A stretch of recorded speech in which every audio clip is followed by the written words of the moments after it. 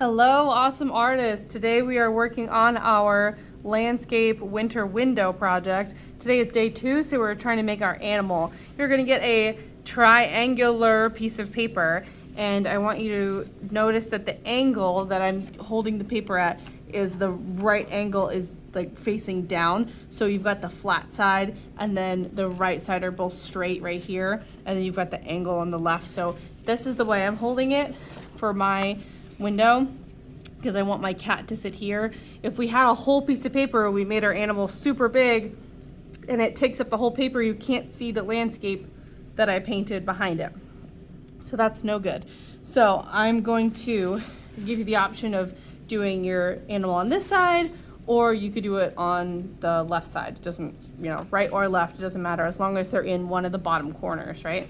So I drew this cat with pencil and then I colored it in with oil pastel, and I'm going to be cutting it out later. So I wanted something bright and eye-catching that was pretty detailed so I could know this is in the front, right? This is the foreground, and then in the background is that soft watercolor pastel.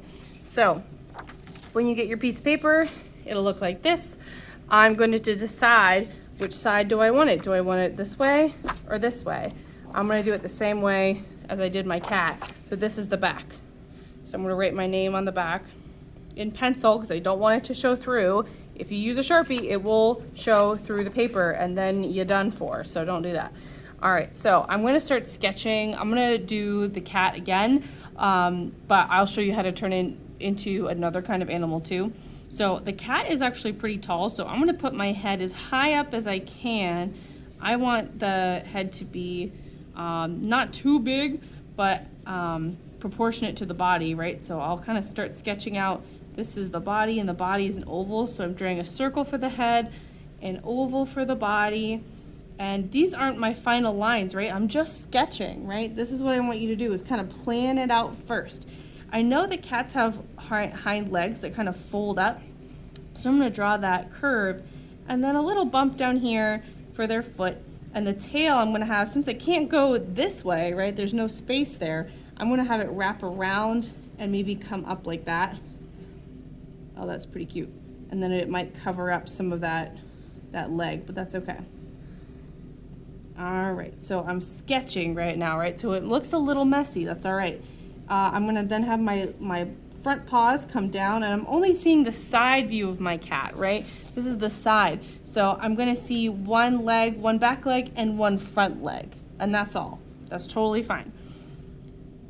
And my front leg, and then the paw is gonna be kind of right there. But the tail is covering up quite a bit, and that's all right. All right, so then I'm gonna add my ears. I'm gonna see one ear very clearly up front here. And this is kind of the inside of the ear, and this is the outside of the ear. And then I'm gonna see just the other ear peeking over the side of the head. All right, now for the cat's muzzle, I'm gonna add, since animals, like cats and dogs, they have a muzzle that sticks out of their face, sort of like our nose does. It's not flat on their face, right? I'm gonna add another circle here for the muzzle. There we go. So this is my sketched out cat. Let's say you didn't want to do a cat, you wanted to do a dog. Flip it to the other side and I'll give you a little tour of that. Okay, cat versus dog. This dog is gonna be pretty similar in the same like basic shapes. So again, I've got a circle, all right, and then I've got an oval, right, for the body. But dogs also have that hind leg, but the feet are a little bit longer. So I'm gonna make an oval instead of a little circle paw. It's gonna be an oval for the dog.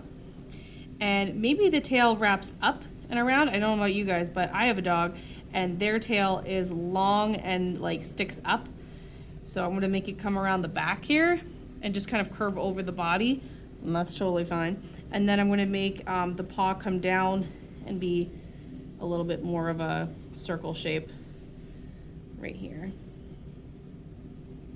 All right, so we get this general outline of the dog's body, and then you can decide, does your dog have tall, like German Shepherd style ears, or does your dog have floppy ears? My dog has sort of floppy-ish ears, so I'm gonna just erase this without shaking the camera, and I'm gonna make a triangle, but it's gonna be upside down. So that's the start of my floppy ear. I'm gonna connect it to the head, and this is like the top of the ear, right? And my dog's ear isn't totally pointy like that, so I can round that out. And so this is gonna be all colored in. And then again, the snout, a little bit longer than a cat's, right? Cats is more round, dogs are dogs are more ovally shaped, and their noses are a little bit larger. So that would be more like dog muzzle. Okay, I just want to show you quickly on the dog. I traced all the major outlines with oil pastel. So notice how I didn't trace all the inside lines that I made that were helping me sketch the original design. I'm just tracing the outline and the most important lines. Do a little bit less and see how you like it. And if you're like, ooh, this looks weird, it looks like his leg is not attached to his body, you can always go back and add more oil pastel, right? And fill in some of those gaps. Give some toes maybe, you know, like, I don't know, kind of fill those in. There's some more toes right there. So you can definitely add more, but just like the watercolor, start small, just trace the outline and see what you think. You can also, as you work, decide, oh, you know what, this dog really needs a collar, so I'm gonna stop for a second and give him a collar, or her. Give the dog a collar. So it makes sense. I added a little pink tongue too. All right, so then go in with your oil pastels, and I like to start by adding one layer of color, doing a little bit of blending, kind of smudge it out. It gives great texture for fur. Maybe my dog is brown and black. It has brown fur with black spots on it. So maybe I want to do that. And I like the blending because it really makes it look more textured. It looks like fur. You can blend a little, you can blend a lot. Black will totally blend over all of your colors though, right? So if I have a yellow dog, like a yellow lab, and I add some black there and I swipe it with my hand, that yellow is going to turn black and brown really quick. So just be careful with that black. Do it at the very end, right? Like with this cat, I colored it in with all the colors first, and then I carefully went back in and just did a black outline around everything to make it stand out. Okay, so once you're done with those, then we'll have the two pieces. What is that? Then we'll have the two pieces to have in the basket. And then all we have to do is cut out your animal, put the frame on the window, and put it together.